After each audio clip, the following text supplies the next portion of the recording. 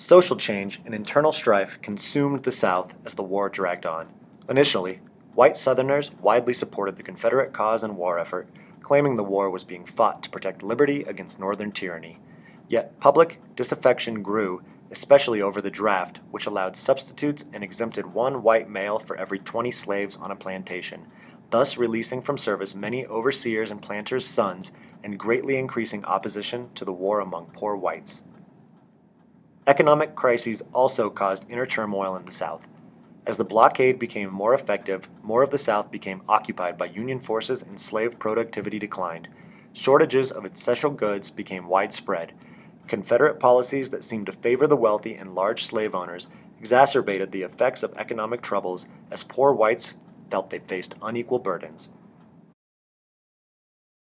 While the Confederacy, like the North, borrowed heavily to finance the war, the planter-dominated Congress would not levy heavy taxes that planters would have to pay. Instead, it printed an enormous amount of paper money. Congress authorized military officers to seize goods and pay citizens with this money, which became increasingly worthless. Many Southerners resented this practice. In some cities, food riots broke out. By the end of the war, nearly 100,000 men, mostly poor, non-slaveholders, had deserted from the Confederate Army. By 1864, organized movements calling for peace surfaced in several Southern states, and secret societies were actively promoting disloyalty. Confederate military tribunals imprisoned Unionists, drove them from their homes, and executed a few. By the end of the war, about 50,000 white Southerners fought for the Union. More than in the North, the war imposed many costs on women in the South. Often left alone on farms and plantations, women had to take over men's responsibilities to conduct business and discipline slaves. Southern women organized to support soldiers and engaged in previously male occupations. Government girls worked as clerks in the Confederate government. While Southern women's contributions to the war was legendary, more women came to believe that the war was not worth the sacrifices they were making. Women's disaffection helped decrease civilian morale and fostered desertion from the Army. Increasing shortages of white manpower led the Confederate government to authorize the arming of slaves to fight on the South's behalf, an event no one anticipated in 1861. Many slaveholders resisted it, and the Confederate Senate rejected it. The Confederate Congress approved it only in March 1865 when Robert E. Lee endorsed it. The war ended before enlistment began, but Confederate forces did employ blacks, mostly slaves, as laborers. The decision to recruit blacks for combat had undermined slavery and the pro-slavery ideology on which it rested. Despite the apparent disintegration of slavery and eroding Southern morale, the war's outcome was uncertain in 1863 and 1864. In April 1863, Fighting Joe Hooker, a new Union commander in the East, invaded Central Virginia. Outnumbered 2-1, Lee repulsed Hooker at Chancellorsville, though his most talented commander, Stonewall Jackson, was mortally wounded in the fight. Lee soon decided on another invasion of the North, although the rationale for it today remains unknown. His army met and fought Union forces under General George G. Meade at Gettysburg, Pennsylvania, the first 3 days of July. 165,000 troops fought there in the largest battle ever in North America. A desperate frontal assault led by Major General George E. Pickett failed to break Union lines on July 3rd, and Lee, having regretted ordering Pickett's charge and lost the battle, retreated. The high tide of the Confederacy had been reached, and Lee's soldiers never again traded on Northern ground. Simultaneously, Union forces led by Ulysses S. Grant had laid siege to the last Confederate stronghold on the Mississippi River at Vicksburg, Mississippi. On July 4th, Confederate forces surrendered and the entire Mississippi River fell to Union forces. Gettysburg and Vicksburg greatly diminished Southern hopes for victory. Given the command of Union forces in the East, Grant in 1864 initiated a war of attrition against Lee's army in Virginia. Grant was willing to incur high numbers of casualties with the knowledge that the North could replenish its armies while the South could not. In May 1864, Grant's Army of the Potomac began a month of fierce fighting and campaigning. In the Battle of the Wilderness, both sides suffered great casualties, but instead of retreating, as had previous Union commanders, Grant pushed on, fighting Lee again at Spotsylvania and Cold Harbor. After 6 weeks, Grant lost 60,000 men, an enormous number, but he inflicted 30,000 casualties on Lee's army. This sustained fighting was a turning point in modern warfare and more resembled the modern trench warfare of World War I than the methods of 1861. Although Grant maintained the initiative, his strategy led to criticisms that he was a butcher. Victory was elusive. When Grant failed to capture Petersburg, a city that controlled the railways into Richmond, he laid siege to the city. At the same time, General William T. Sherman marched through Georgia and took Atlanta in September 1864.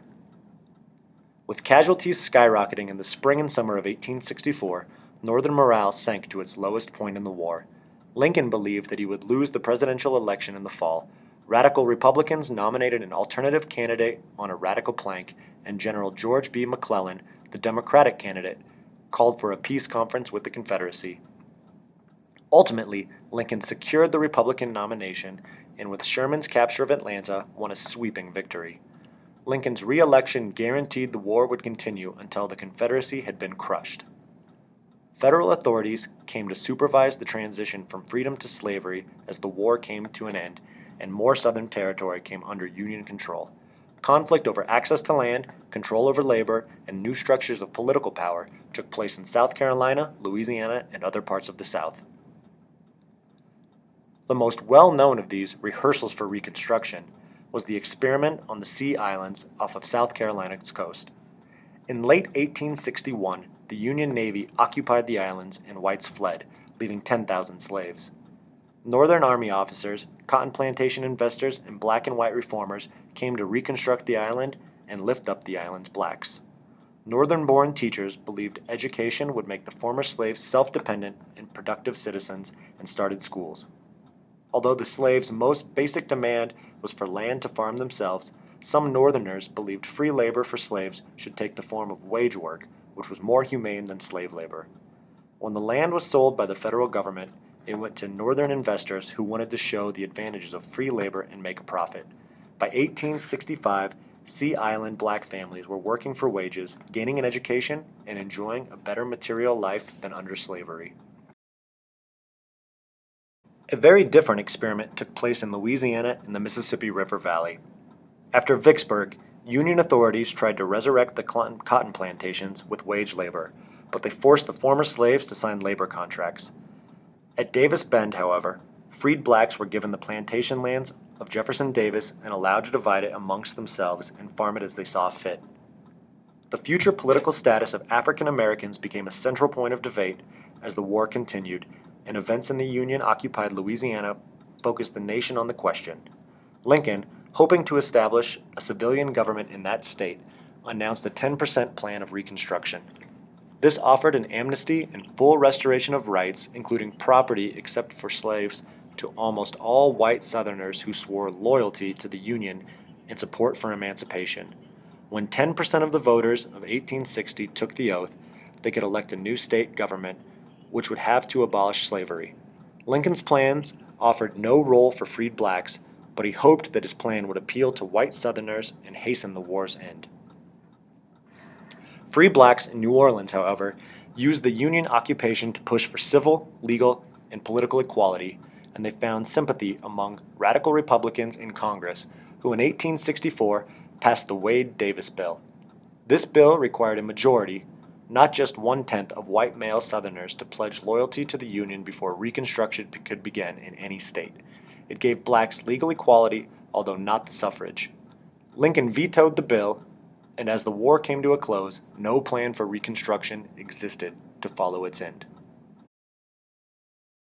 In November 1864, Sherman started a march to the sea from Atlanta to the Georgia coast. His forces destroyed railroads, buildings, and food and supplies to deny their use by Confederate troops. Sherman's vision of destroying civilian property and resources as a way to win the war was controversial, but very modern. Sherman continued his path of destruction into South Carolina, freeing slaves and ruining plantations. On January 31, 1865, Congress approved the 13th Amendment, which abolished slavery throughout the entire Union. In his March 1865 inaugural address, Lincoln called for national reconciliation. On April 2nd, Grant finally pierced Lee's lines at Petersburg causing Lee to retreat and abandon Richmond, which was occupied by Northern troops the next day. On April 4th, Lincoln, ignoring his own safety, walked Richmond's streets accompanied by only a dozen troops. Slaves celebrated and praised him everywhere he went. Lee and his army headed west, but were soon surrounded by Grant's army. Lee surrendered at Appomattox Courthouse, Virginia, on April 9th, bringing the Civil War to an end. Only 5 days later, before Lincoln could announce plans to reconstruct the South, he was assassinated by John Wilkes Booth, a celebrated actor at Ford's Theater in Washington, D.C. The war reverberated in the rest of the world, particularly in Europe. When Grant toured Europe in 1877 after retiring from the presidency, he was greeted as a hero. In England, nobles hailed him as a military genius. Workers there welcomed him as a general who saved the world's leading experiment in democracy on behalf of a president, Abraham Lincoln, who had vindicated free labor by emancipating the slaves. Otto von Bismarck, Germany's powerful chancellor, welcomed Grant as a nation builder. The Civil War truly did build the modern American nation, preserving the Union, destroying slavery, and shifting power in the nation from the South to the North, and from slave-owning planters to Northern capitalists. It greatly expanded the power of the federal government and quickened the Northern economy's modernization. The war also made central the task of defining and protecting freedom for African Americans. Both sides had lost something they had fought the war to protect. The South had fought to protect slavery, which had been destroyed, and the North, which had fought for the world of free labor, the small shop, and the independent farmer, had been transformed into an industrialized nation. A vision of freedom founded in free labor would soon become impossible to realize amid the changes wrought by this great conflict.